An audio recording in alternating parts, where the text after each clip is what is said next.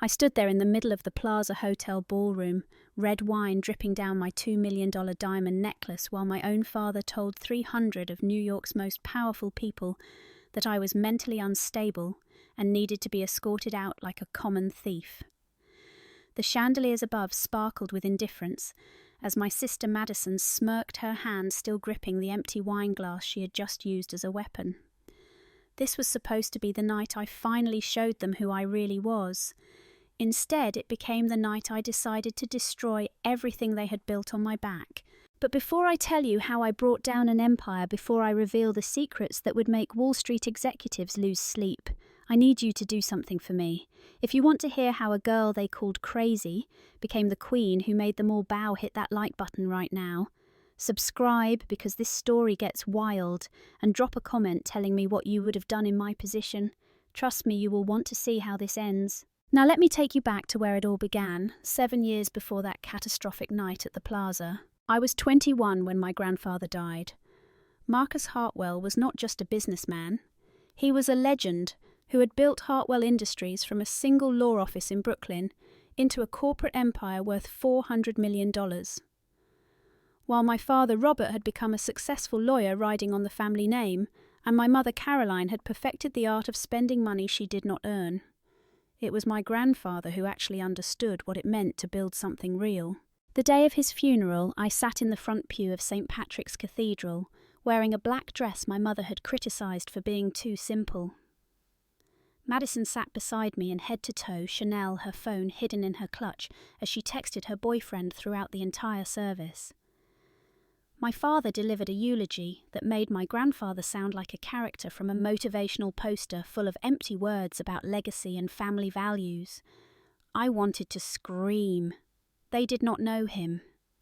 They had not spent countless Saturday afternoons in his study, learning about compound interest and corporate governance while other kids my age were at parties. They had not seen the way his eyes lit up when he talked about building something that would outlast him. After the service, Gregory Chin pulled me aside. He had been my grandfather's personal attorney for 30 years, a sharp-eyed man in his 60s who had seen every corporate battle New York had to offer.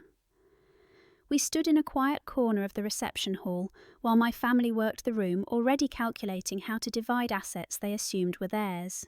Gregory handed me a thick envelope. His voice was low and urgent. "Your grandfather left specific instructions. This is for your eyes only. Do not open it here. Do not tell your family. And Natalie, be very careful. What is in this envelope will change everything." That night alone in my tiny studio apartment in the East Village, the one my family mocked for being too small and too far from the Upper East Side, I opened the envelope with shaking hands. Inside was a letter in my grandfather's handwriting and a stack of legal documents that made my heart stop. "My dearest Natalie," the letter began. "If you are reading this, then I am gone, and you are now facing a choice that will define the rest of your life. I have watched you grow from a curious little girl into a woman of remarkable intelligence and integrity. I have also watched your father become a man who values appearance over substance, and your sister follow in those footsteps. Your mother, bless her heart, has always been more concerned with social standing than with understanding where that standing comes from. You are different. You asked questions when others made assumptions. You read annual reports while your sister read fashion magazines. You understood that money is not about what you spend, but about what you build.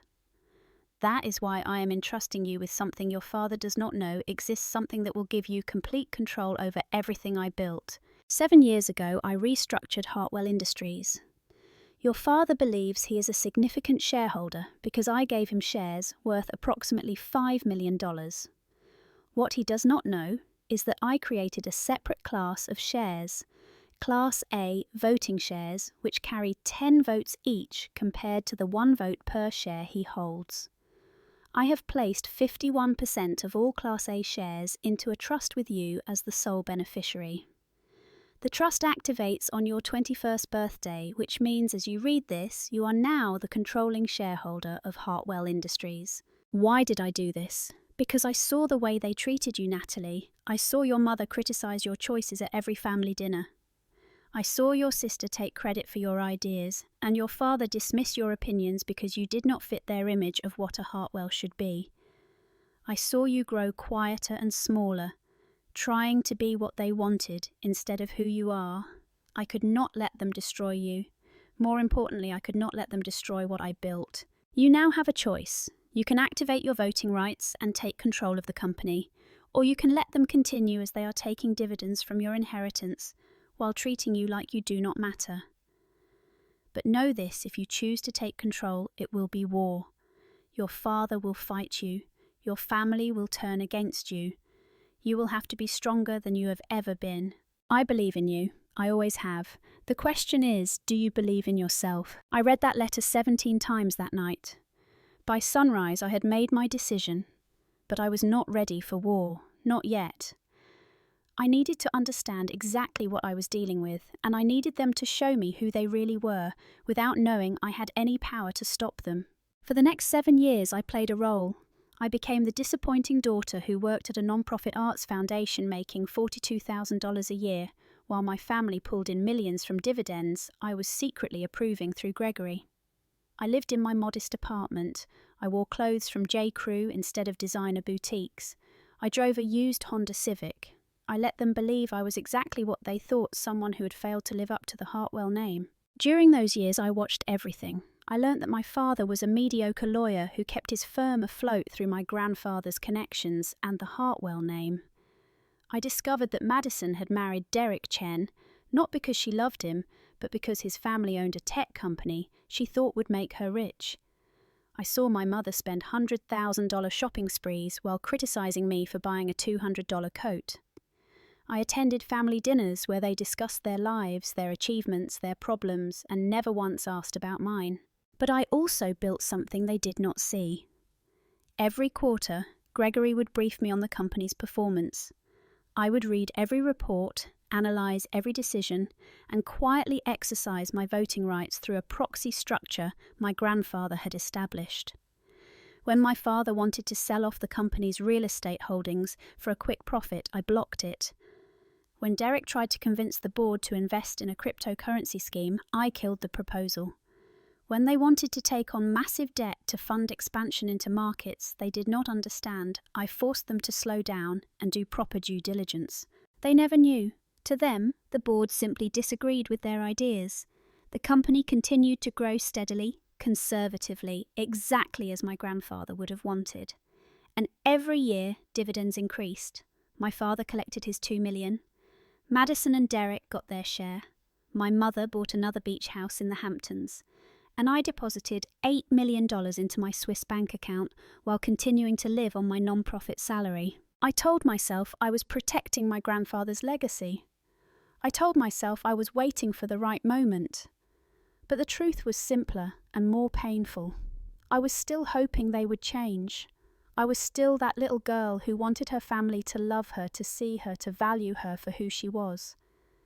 Every family dinner where they ignored me, every holiday where they made jokes about my choices, every birthday where they forgot to call, I would tell myself that maybe next time would be different. It never was.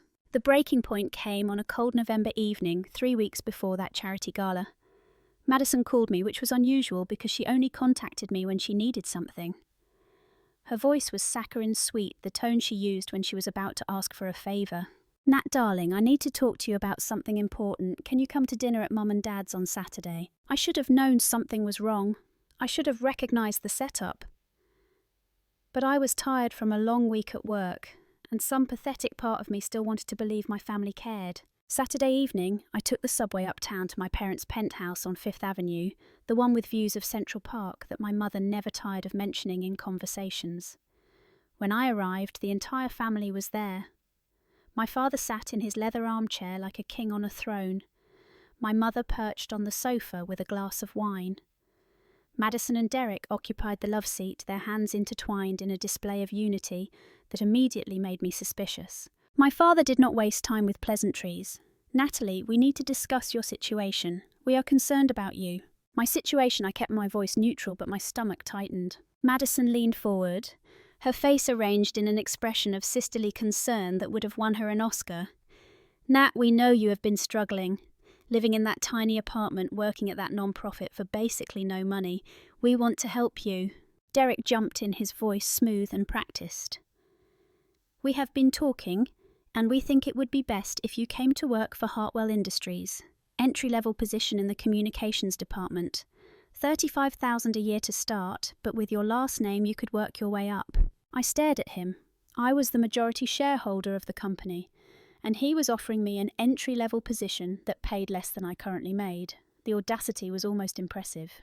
Before I could respond, my mother set down her wine glass. Darling, we also think it is time you moved back home, at least until you get on your feet financially. That neighbourhood you live in, it is just not safe. What will people think? There it was, what will people think? The Hartwell family motto. I am fine where I am, I said quietly. I like my job, I like my apartment. My father's face hardened. Natalie, you are 28 years old and you have nothing to show for it. Your sister is married to a successful businessman. She has a beautiful apartment in Tribeca. She serves on charity boards. She is building a life. What are you building? The words hit like physical blows. But I had heard variations of this speech my entire adult life. I was used to it. What I was not prepared for was what came next. Madison pulled out her phone and started scrolling. You know what? Let me show you something. Remember that gala coming up at the plaza, the big charity event for the Children's Hospital? I am on the planning committee, and guess who is not on the guest list? She turned her phone toward me, her finger pointing at a name. You. They did not invite you because honestly, what would you contribute? You cannot afford a table. You do not have connections, you would just be there taking up space. She said it so casually, like she was commenting on the weather. Derek nodded in agreement. My mother looked away, uncomfortable but unwilling to defend me. My father simply stared, waiting for my response. Something inside me cracked, not broke because I had been broken so many times before.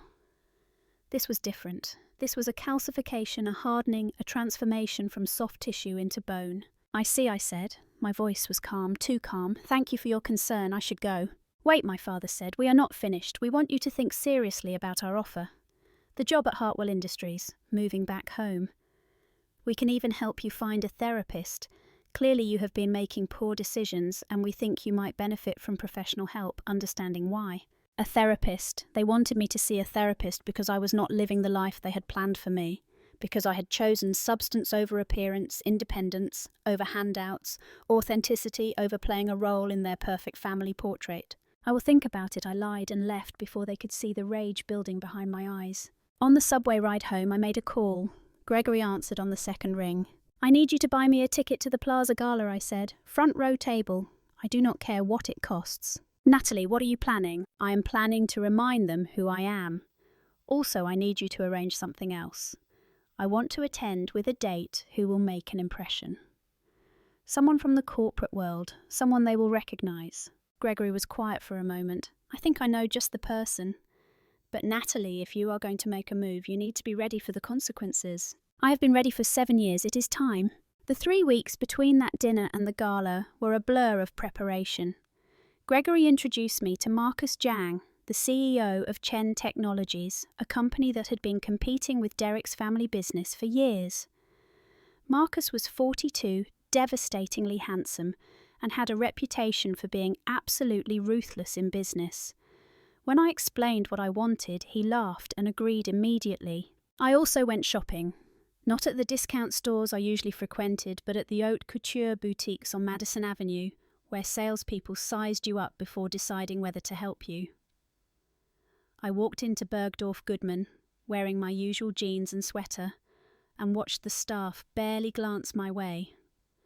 Then I pulled out my Black American Express card, the one connected to my Swiss account, and asked to see their most exclusive evening wear. The dress I chose was a custom Marchesa gown in deep midnight blue, covered in hand-sewn crystals that caught the light like stars. It cost $47,000. I did not blink. I also visited Harry Winston and selected a diamond necklace and earring set that cost $2.3 million. The jeweller asked if I wanted to discuss financing options.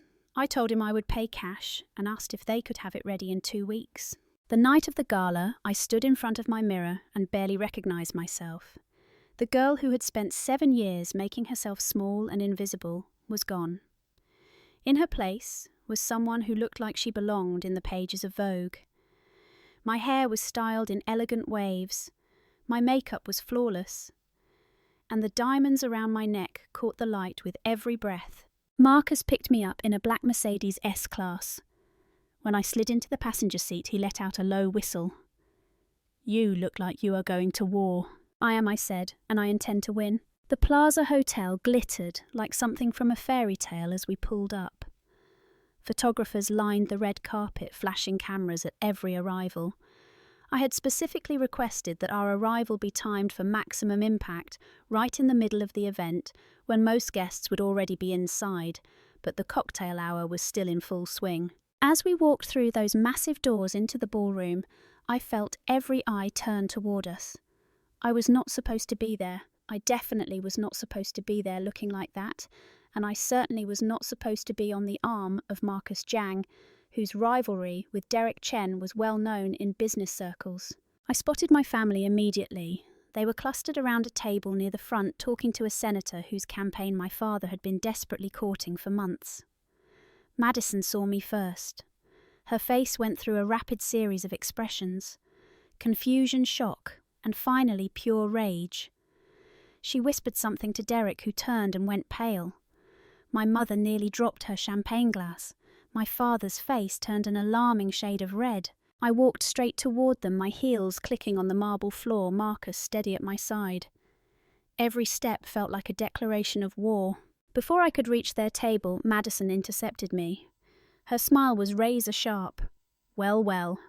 Look who decided to show up. I did not realize the plaza started letting just anyone in. How much did that dress cost to rent or wait? Let me guess. Did you borrow it from the costume department at your little non-profit?" She said it loudly enough that people at nearby tables turned to look. I saw a few society women lean in hungry for drama.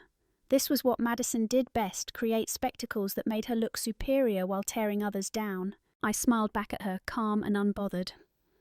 "Hello, Madison. You look lovely tonight. Is that the Valentino from last season? I thought I saw it on sale at Neiman Marcus." Her eyes flashed. At least I did not show up with Derek's competitor. That is a bit tacky, do not you think, trying to make yourself look important by association? Before I could respond, she stepped closer, pretending to examine my necklace. Then, in a move that seemed accidental but was clearly calculated, she stumbled her glass of red wine, tilting directly toward me. The wine splashed across the front of my dress, spreading like blood across the crystalline fabric. The conversations around us stopped. Everyone was watching now, waiting to see what would happen next. Madison made a show of gasping, her hand flying to her mouth. "Oh my God, I am so sorry. These heels are so hard to walk in." "But honestly, what are you even doing here? You do not belong at an event like this. Did you sneak in to try and find yourself a rich husband? Is that why you are hanging on Marcus Zhang like some kind of gold digger?" Her voice was getting louder, more shrill. People were starting to murmur. I saw my father stand up from his table, and I knew he was calculating. He was weighing his options, deciding whether to defend me or to save face in front of the senator and the other influential people watching this unfold. He chose wrong. "Security!" My father called out, his voice booming across the ballroom. "I need security here, please. This woman is not on the guest list. I apologize for the disruption. She is my daughter, but she has some mental health issues. Delusions of grandeur, mostly. She convinced herself she belongs in places like this. Please escort her out before she tries to steal something or causes more of a scene."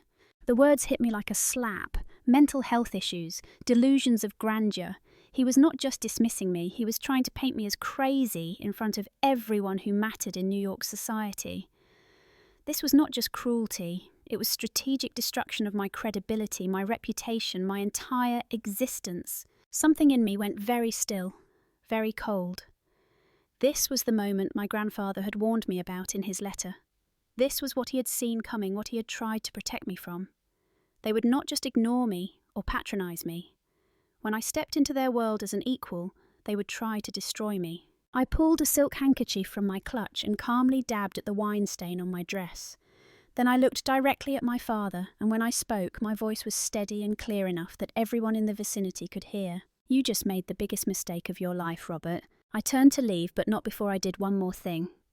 I walked to the hotel concierge desk, pulled out my black card, and in front of everyone still watching, I authorized a $50,000 payment to cover the cost of cleaning and any damages to the venue. The concierge's eyes went wide as she processed the transaction. As I walked toward the exit, I heard the whispers starting. "Did you see that card?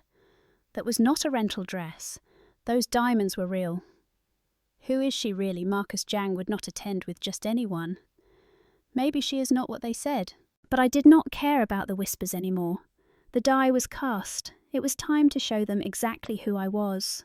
The next morning, I woke up to 17 missed calls from my mother and a text from Madison that simply said, "We need to talk now."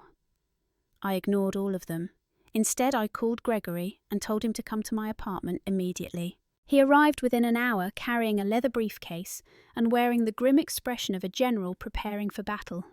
Before I could say anything, he handed me a legal document. "This was delivered to your father's office by courier at 8 a.m, he said. They moved faster than I expected. I scanned the document and felt my blood turn to ice. It was a petition for conservatorship filed with the New York Supreme Court.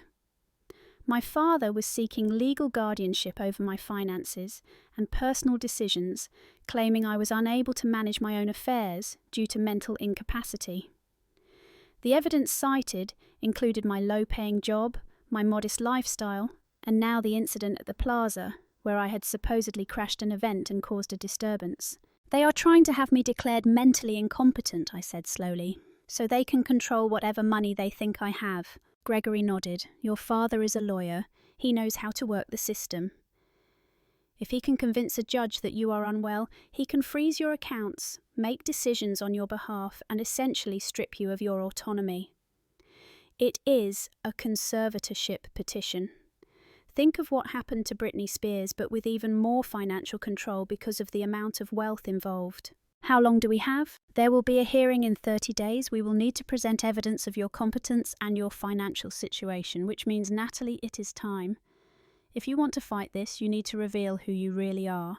I walked to my window and looked out at the city. Somewhere out there, my family was probably celebrating what they thought was a master stroke. They believed they had cornered me, that I would either comply or be destroyed.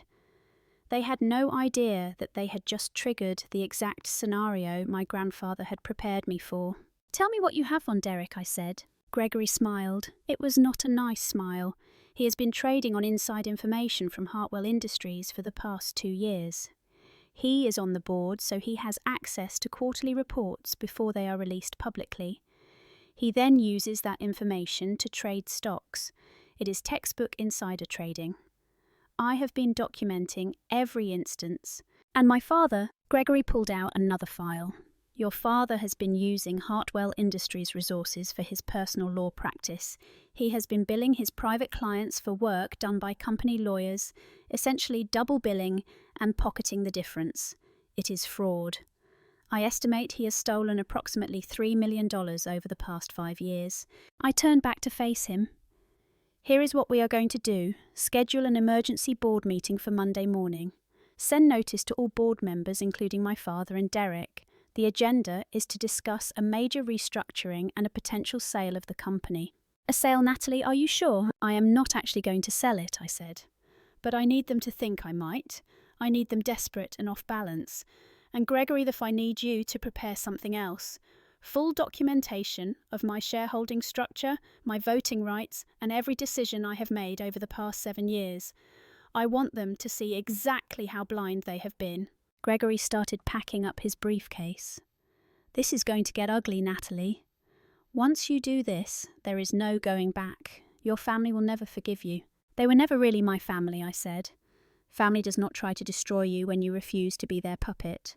That weekend felt like the longest of my life. I did not leave my apartment. I ordered takeout and reviewed 7 years' worth of corporate documents, preparing for what was coming. My phone rang constantly. My mother called 12 times, leaving increasingly frantic voicemails about how I needed to drop this silly grudge and come to Thanksgiving dinner to work things out. Madison sent a barrage of texts that started with fake concern and devolved into threats. My father sent one message, brief and cold: "You are making this harder than it needs to be." Sunday evening, I finally responded. I sent a group text to my entire family. "See you at the board meeting tomorrow. We have a lot to discuss." Monday morning, I woke up at 5 a.m. I put on a custom-tailored black Armani suit that I had ordered specifically for this day. I styled my hair in a severe bun. I put on minimal makeup except for a bold red lip. When I looked in the mirror, I did not see the disappointing daughter or the struggling non-profit worker. I saw exactly what I was, the majority shareholder and controlling power of a $400 million company. Gregory picked me up at 7:30. We drove to the Hartwell Industries headquarters in Midtown, a gleaming glass tower that my grandfather had built and that bore his name in steel letters above the entrance. I had been in this building exactly twice in 7 years, both times for my grandfather's memorial service and the reading of his will. Today, I was walking in as its owner. The board meeting was scheduled for 9 a.m. in the executive conference room on the 42nd floor.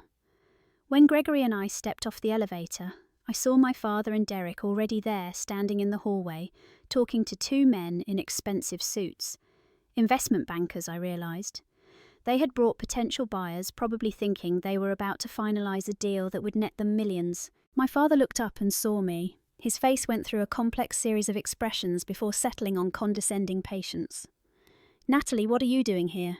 This is a closed board meeting for actual board members and shareholders only." I smiled. "I know, that is why I'm here." I walked past him into the conference room, mahogany table for 20, floor-to-ceiling windows over Manhattan, my grandfather's portrait watching from the wall. The board was already seated. 6 of them were grandfather's old guard silver-haired veterans who had built this company. 3 others were my father's appointees, corporate climbers who owed him favours. My father sat at the head with Derek beside him, both wearing identical expressions of confused irritation. I took the opposite end, directly facing him. Gregory sat to my right. Dorothy Chen, one of the old guard, spoke first. "What is your daughter doing here, Robert?" This was about the acquisition offer. My father waved dismissively. "Natalie has been struggling. I think she needs financial help. Honey, this is not appropriate. Wait outside." "I'm not here to ask for anything," I said calmly. "I'm here to vote." Derek laughed. "You do not have voting rights. You are not even a shareholder." Gregory opened his briefcase and distributed packets. I watched their faces as they read. Confusion shifted to shock, then understanding. "What you are looking at is the real shareholder structure of Hartwell Industries," I said. 7 years ago, my grandfather created Class A voting shares with 10 votes each. He placed 51% into an irrevocable trust with me as sole beneficiary. It activated on my 21st birthday. For 7 years, I have been the majority shareholder and controlling power of this company. The room erupted. Derek grabbed his packet, face draining white. My father sat frozen, staring like the documents were written in code. "Impossible," he finally said. "Dad left his shares to me. I have been managing this company." "You have been collecting dividends," I corrected. "You proposed strategies, but every major decision was approved or rejected by me through proxy voting. When you wanted to sell our real estate in 2019, I blocked it. Derek's cryptocurrency scheme in 2021, I killed it. Your $200 million debt plan last year, I cut to $50 million with proper due diligence." Derek slammed the table. "Bullshit, you work at a non-profit for $40,000. You drive a Honda. You live in a shoebox. We are supposed to believe you run a $400 million company." "The documents speak for themselves," I said. "Gregory, the second packet." He distributed more papers. 7 years of board decisions, every proxy vote, all documented and notarized. The board read in stunned silence. Dorothy looked up, respect in her eyes. "Why never tell us? Why let Robert think he was in charge?" "Because my grandfather asked me to wait until I was ready," I said. "He knew revealing myself would bring consequences. He wanted me to learn the business first, understand what I was protecting.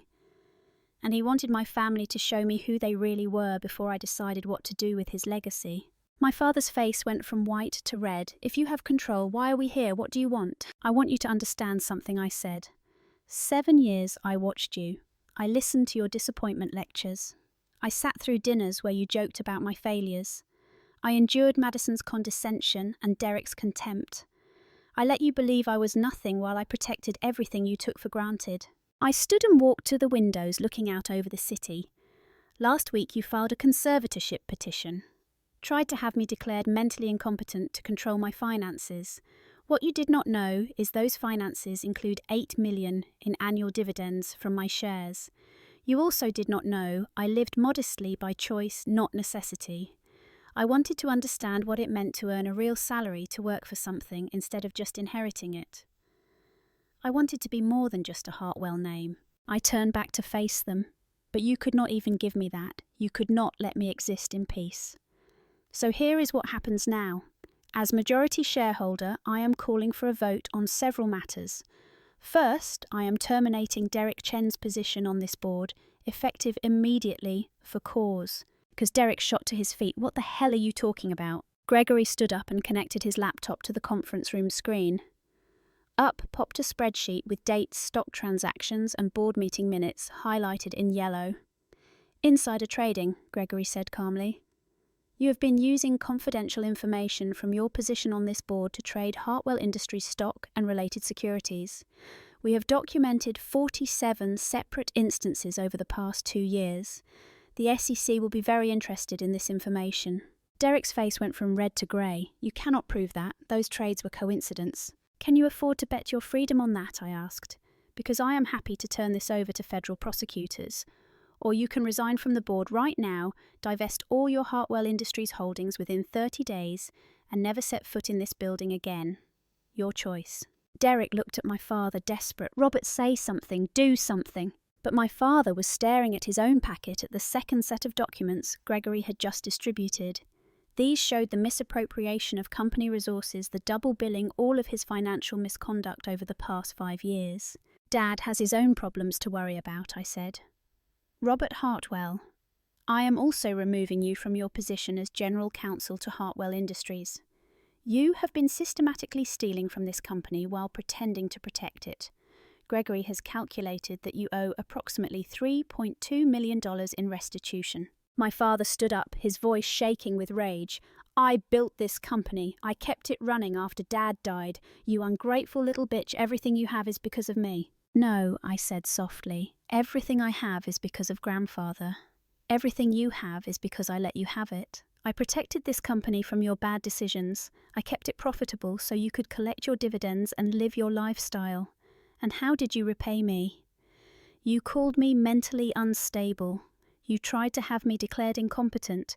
You stood in front of New York's elite at the plaza and told them I was delusional. The old guard board members were watching this unfold with the fascinated horror of people witnessing a car crash. One of them, Michael Torres, cleared his throat. Natalie, what exactly are you proposing? I am proposing a complete restructuring of this board, I said. Effective immediately, I am removing Derek Chen and Robert Hartwell from all positions of authority within Hartwell Industries.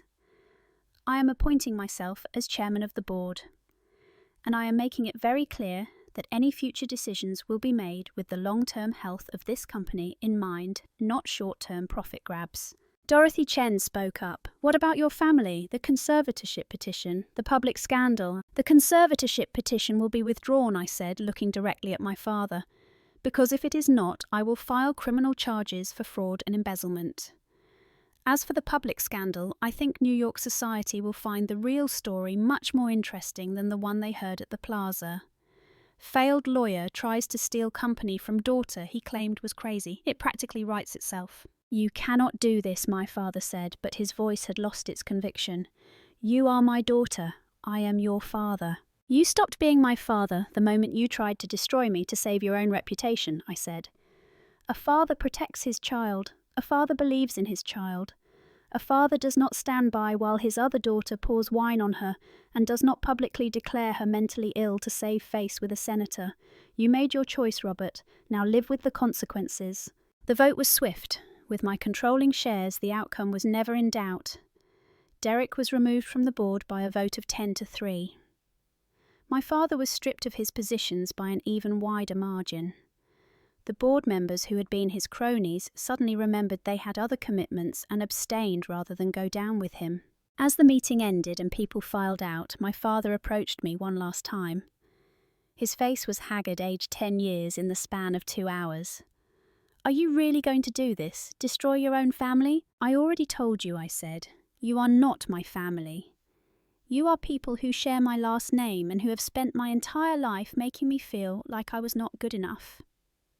Well, guess what? I am more than good enough. I am the one Grandfather trusted with his legacy. I am the one who protected it while you tried to strip mine it. And I am the one who will make sure his name means something more than cocktail parties and country clubs." He left without another word. Derek was already gone, probably calling lawyers. The board members lingered, some congratulating me awkwardly, others clearly uncomfortable with the family drama they had just witnessed. Dorothy Chen waited until everyone else had left before approaching me. "Your grandfather would be proud," she said. "I was his CFO for 20 years. I knew about the trust structure. He made me promise not to tell you unless you asked. He wanted you to find your own way." "Did you know what they were doing to me?" I asked. She nodded slowly. "I suspected. I saw the way they treated you at corporate events, but it was not my place to interfere. All I could do was wait and hope you would find your strength." "I found it," I said. "The question now is, what do I do with it?" "You do what Marcus did," she said. "You build something that matters. You make this company about more than profit. You prove that being a Hartwell means something." The next 48 hours were a whirlwind. News of the board meeting leaked within hours. By Tuesday afternoon, every business publication in New York was running some version of the story. The Wall Street Journal called it a shocking corporate coup. Business Insider ran a piece titled "The Heiress They Never Saw Coming." Someone at the plaza had talked to the press about the charity gala incident, and now the wine-throwing moment had taken on a completely different meaning. Madison was not a sophisticated socialite, putting an upstart in her place. She was a jealous sister, attacking the woman who actually owned everything. My phone was blowing up with messages from people I had not heard from in years. Old college friends wanting to reconnect. Former co-workers from the non-profit suddenly very interested in staying in touch. Society women who had looked right through me at events now sending invitations to lunch. I ignored all of them. What I could not ignore was my family. My mother showed up at my apartment building on Wednesday morning. The doorman called up to ask if I wanted to let her up. I almost said no. But there was a part of me, that little girl who still remembered her mother tucking her in at night before Madison was born, that needed to hear what she had to say. She looked terrible. Her hair was not styled. She was wearing jeans and a sweater instead of her usual designer outfit. She had been crying. When I opened the door, she just stood there for a moment before speaking. "Please," she said, "can we talk?" I let her in. She walked around my small apartment like she was seeing it for the first time, taking in the used furniture, the small kitchen, the single bedroom barely big enough for a bed and dresser. "You really do live like this," she said. "All this time I thought you were exaggerating to make us feel guilty, but this is really how you have been living." "It is called living within your means," I said. "It is what normal people do." She sat down on my IKEA couch and buried her face in her hands. "I did not know, Natalie. I swear I did not know about the shares, about what your grandfather left you. If I had known, I would have. Would have what I interrupted. Treated me better, loved me more, defended me when Madison threw wine on me, stopped Dad from calling me mentally ill in front of 300 people. She looked up at me, and I saw something I had never seen in my mother's eyes before. Shame. You are right. I failed you.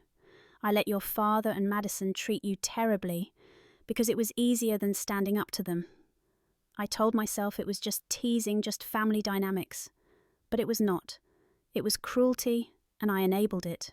I sat down in the chair across from her. "Do you know why I lived like this?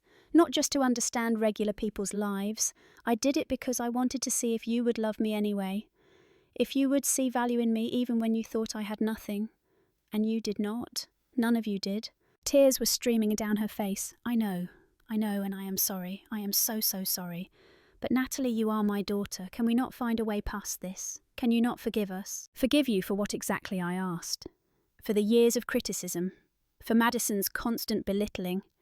For Dad trying to have me declared incompetent. For the fact that the only reason you are here now is because you found out I have money and power. Because let me make this very clear, Mum. If I were still that girl working at the non-profit, if I did not have those shares, would you be here begging for forgiveness?" She did not answer, and that silence told me everything I needed to know.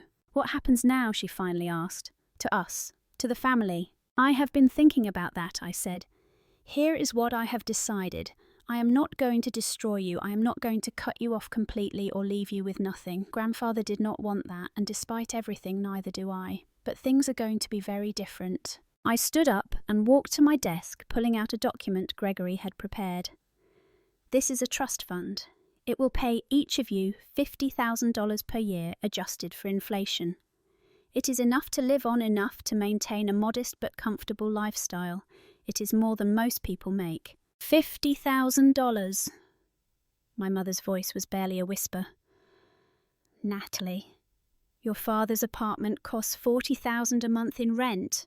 Madison's car payment alone is $3,000. We cannot live on $50,000. Then you are going to have to make some changes, I said.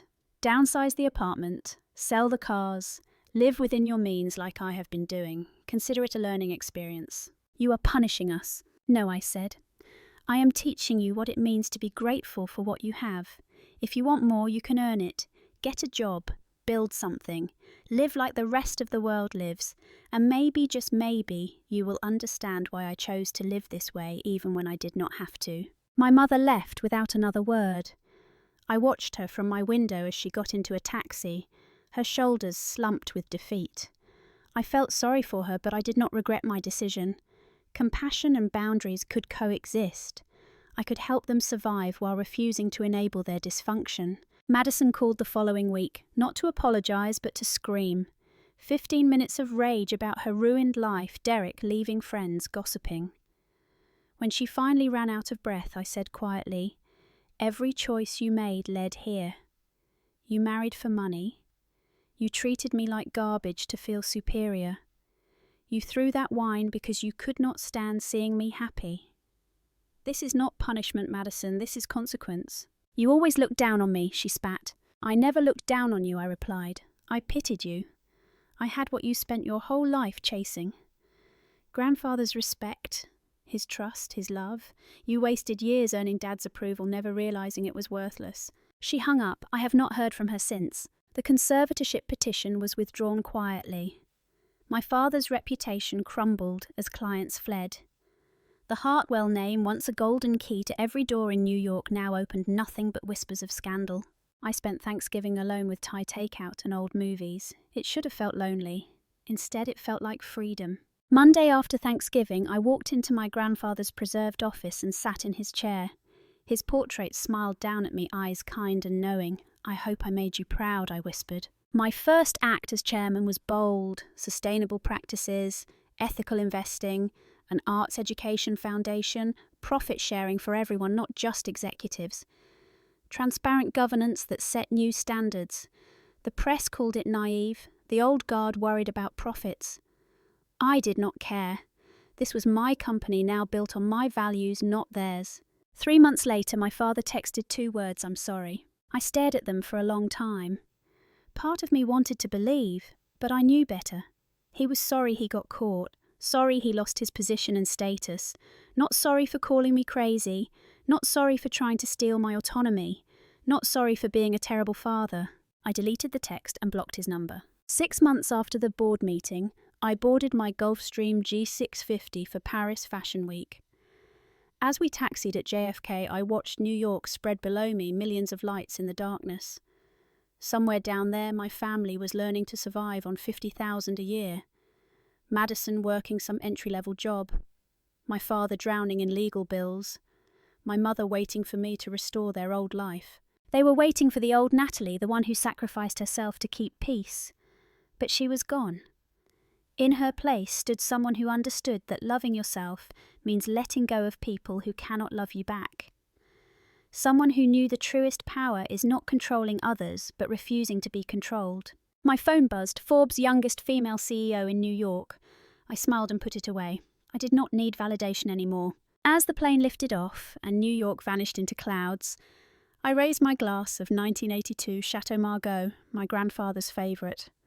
To new beginnings, I said to the empty cabin, and to never being silent again. Never underestimate the quiet ones. When they finally speak, empires fall.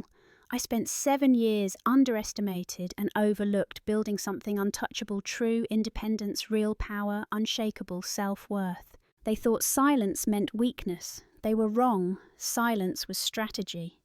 Flying toward Paris in my private jet, I finally understood what my grandfather tried to teach me. The greatest revenge is not destruction, it is liberation. It is becoming so completely yourself that the people who tried to diminish you become irrelevant. So here is my question for you. Have you ever been underestimated by people who should have known better? Have you ever been made to feel small by people who should have built you up? What did you do about it? Drop your story in the comments, because I want to hear how you fought back.